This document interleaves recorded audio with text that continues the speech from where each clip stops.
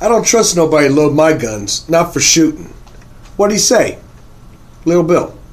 He didn't say nothing. Like I said, he was building his porch. Have you seen that thing? It was all loaded. Jesus, Clyde. You got 3 pistols and only 1 arm, for Christ's sake. I just don't want to get killed for lack of shooting back.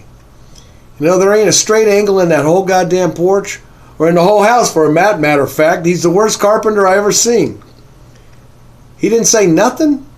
Huh. Ask what they look like, that's all. Christ, maybe he's tough, but he ain't no carpenter. Maybe he ain't so tough. He seemed like he was scared. Little Bill? Scared? Well, he ain't never been up against any of the likes of these killers. Boys, Little Bill come out of Kansas and Texas. He worked them tough towns. Just wondered, anybody could be scared. No, he wasn't scared, boys. He just ain't no good carpenter. Can see that there's a dignity and royalty and majesty that precludes the likelihood of assassination. Why, if you were to point a pistol at a king or a queen, sir, I can assure you that your hand would shake and tremble. I wouldn't point no pistol at nobody, sir. A wise policy, but if you did, I can assure you, the sight of royalty would cause you to dismiss all your thoughts of bloodshed and stand in awe. Whereas a president, why not shoot the president? Now this Strawberry Alice person, tell me again. Down the street and across, Greeley's Beer Garden and Billiard Parlor. Just ask for Alice. Say you want a game of billiards. Billiards? Even though I don't really wish to play? Don't matter, they burned the table in 78 for firewood. Ah, I see. Come along, WW, let's go. Hello, Bob. Boys, this here's English Bob. Shit and fried eggs. Been a long time, Bob. You run out of Chinamen? Little Bill Daggett. I thought you were dead. I see you shaved off your chin whiskers. Well, I was always tasting the soup 2 hours after I ate it. What I heard was that you fell off your horse drunk and broke your bloody neck. I heard that one too, Bob. Hell, I even thought I was dead till I found out I was just in Nebraska. Who's your friend? W.W. Beauchamp. Little Bill Daggett and friends. From Newton, Hayes, and Abilene. The same. You work for the railroads too, Mr. Beauchamp? No, I write.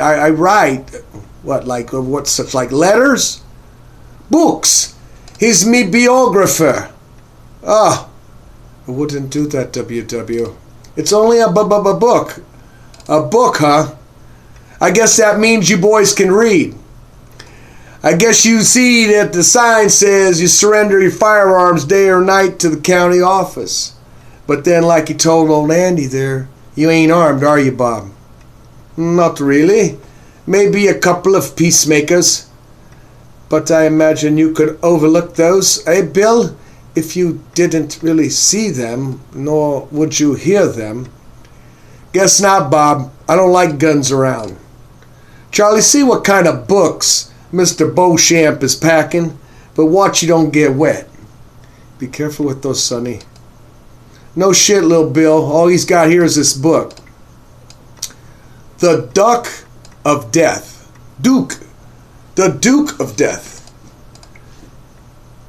I'm going to need that 32 in your back boot, Bob. You're going to leave me at the mercy of me enemies. Enemies, Bob? You talking about that queen again? On Independence Day?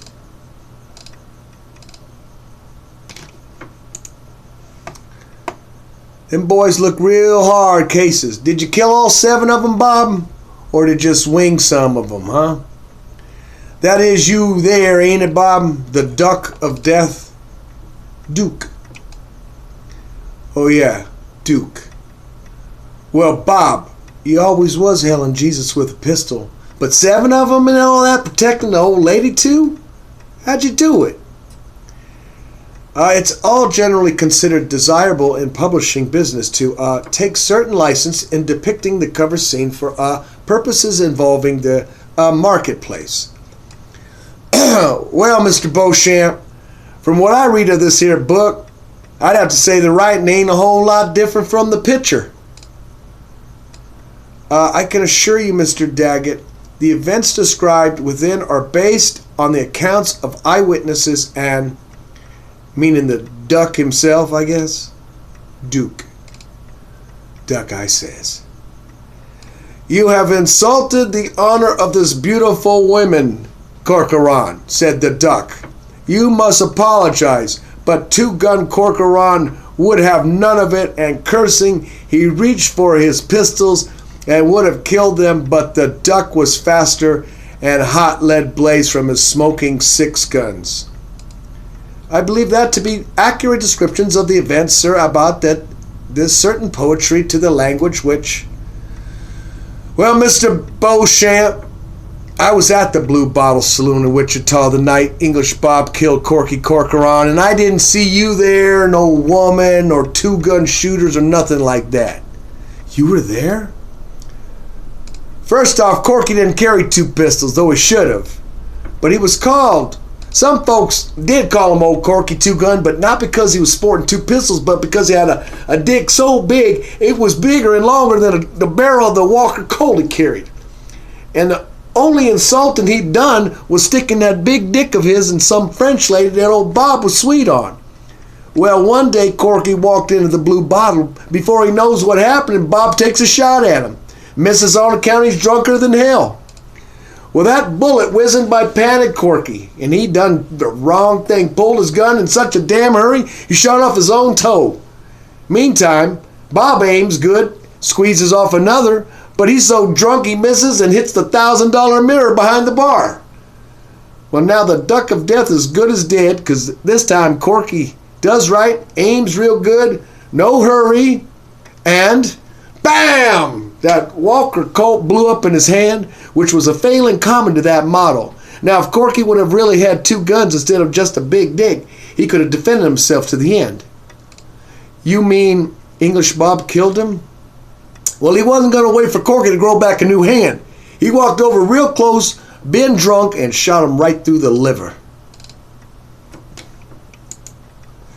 Actually, then, Mr. Corcoran was faster than draw than the D. English Bob.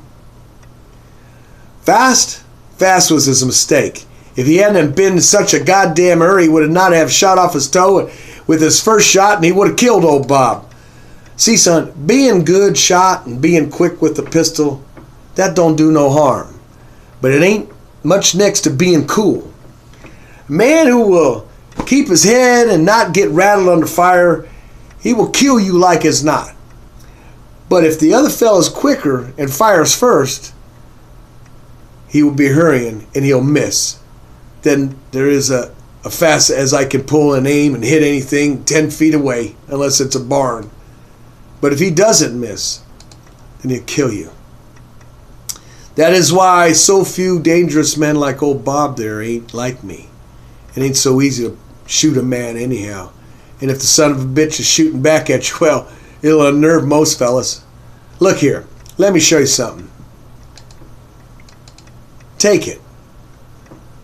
This here's a pistol. Take it. Go ahead. Take a hold of it. Them's the keys right there.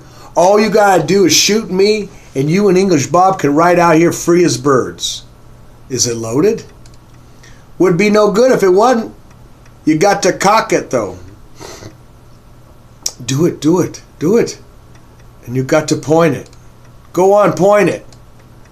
And all you gotta do now, mister, is pull the trigger. Hot, ain't it? You never even put your finger on the trigger. What if I give it to him? Go ahead, give it to him. Really? You really want me to give it to him? Give it to him. Guess he don't want it, does he, Mr. Beauchamp? He was right not to take it, Bob. I would have killed you. We could use some rain, huh, Mr. Beauchamp?